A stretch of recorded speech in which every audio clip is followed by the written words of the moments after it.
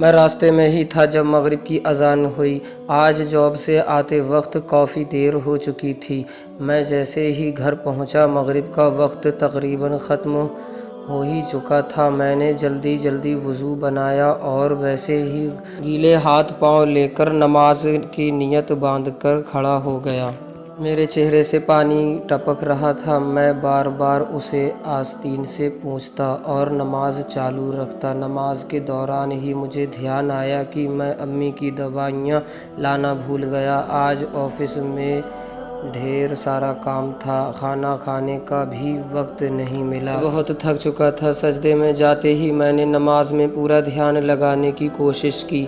تبھی اچانک میں ایک ایسے میدان میں تھا جہاں بہت سارے لوگ جمع تھے۔ سب کے ہاتھ میں ایک کتاب تھی۔ مجھے سمجھ نہیں آ رہا تھا کیا ہو رہا ہے۔ تبھی کسی نے آ کر ایک کتاب میرے ہاتھ میں بھی دے دی جس پر میرا نام لکھا ہوا تھا۔ میں نے کھول کر دیکھا تو اس میں میرے اچھے اور برے اعمال لکھے ہوئے تھے۔ میرا دل بیٹھ گیا۔ میں نے سوچا یا اللہ کیا میں مر گیا؟ میں نے سب کی طرف نظر دوڑائی۔ سب کے سب ایک لائن میں اپنی کتاب جمع کر رہے تھے۔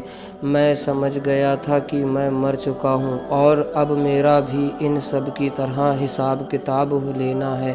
میں نے بھی اپنی کتاب جمع کر دی اور انتظار کرنے لگا جب سب لوگوں کی کتاب جمع ہو گئی تو وقت آیا فیصلے کا۔ مجھے اپنے کانوں پر یقین نہیں ہوا جب سب سے پہلے میرا نام پکارا گیا۔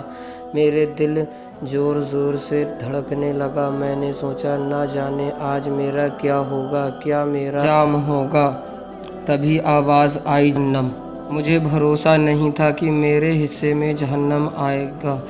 میں رونے لگا، میری آنکھوں سے آنسو ٹپکنے لگے۔ تبھی دو خطرناک دکھنے والے سائے آئے اور مجھے گھسیٹ کر لے جانے لگے۔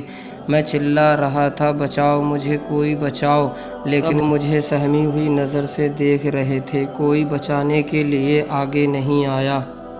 میں چلا کر کہہ رہا تھا میں نے کبھی کچھ غلط نہیں کیا، کبھی جھوٹ نہیں بولا، کسی کی چغلی نہیں کی، سود نہیں کھایا، مجھے کیوں جہنم میں پھینک رہے ہو؟ کوئی کچھ نہیں بولا، صرف مجھے کھینچتے رہے۔ اب میں جہنم کی آگ محسوس کر سکتا تھا۔ جہنم کا منہ قریب ہی تھا اور اس میں سے ایسی آوازیں آ رہی تھیں جیسے کوئی جانور رسی توڑ کر مجھ پر حملہ کرنے کی کوشش کر رہا ہو۔ میں بہت ڈر گیا اور زور سے رونے لگا۔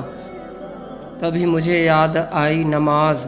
میں چلانے لگا میری نماز کہاں ہے؟ جہنم کا منہ سامنے ہی تھا۔ دنیا میں میں ذرا سی گرمی برداشت نہیں کرتا تھا۔ یا اللہ اس گرمی کو کیسے برداشت کروں گا؟ میں جہنم کے دروازے پر تھا اور زور سے رو رہا تھا، لیکن کوئی سننے والا نہیں تھا۔ میں چلایا لیکن کوئی فرق نہیں پڑا۔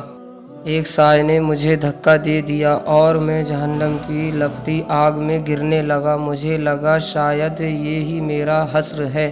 اتنے میں ایک ہاتھ نے مجھے پکڑ لیا۔ میں نے سر اٹھا کر دیکھا تو سامنے ایک بزرگ کھڑے تھے، سفید داڑھی اور نورانی چہرہ لے کر مسکرا رہے تھے۔ نیچے دوزخ کی آگ مجھے جھلسانے کے لیے مچل رہی تھی، لیکن ان بزرگ کا ہاتھ لگتے ہی اس کی تپش ٹھنڈک میں بدل گئی۔ میں نے ان سے پوچھا آپ کون ہیں؟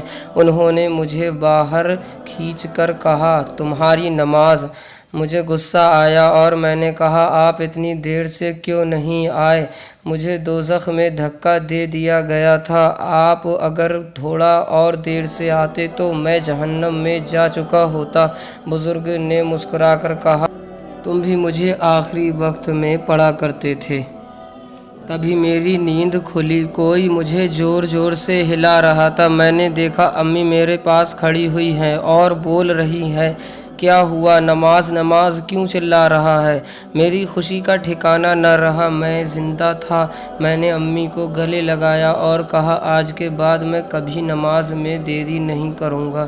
پیارے عزیز دوستو، یہ ایک میسج تھا نماز کے تعلق سے جو آپ لوگوں تک شیئر کیا گیا۔ پیارے عزیز دوستو، اب تو اس ویڈیو کو لائک کر دیجئے۔ آپ لوگوں کا ذمہ داری بنتی ہے کہ آپ لوگ اس ویڈیو کو زیادہ سے زیادہ لوگوں تک شیئر کریں تاکہ وہ لوگ بھی اس ویڈیو کو دیکھ کر نمازوں کی پابندی کر سکیں۔ اللہ تبارک و تعالی ہمیں اور آپ کو سب کو پانچوں وقت کی نماز و جماعت اور صحیح وقت پر ادا کرنے کی توفیق عطا فرمائے۔ انشاءاللہ آپ لوگوں کی خدمت میں اسی طرح کی ویڈیو لے کر حاضر ہوں گے۔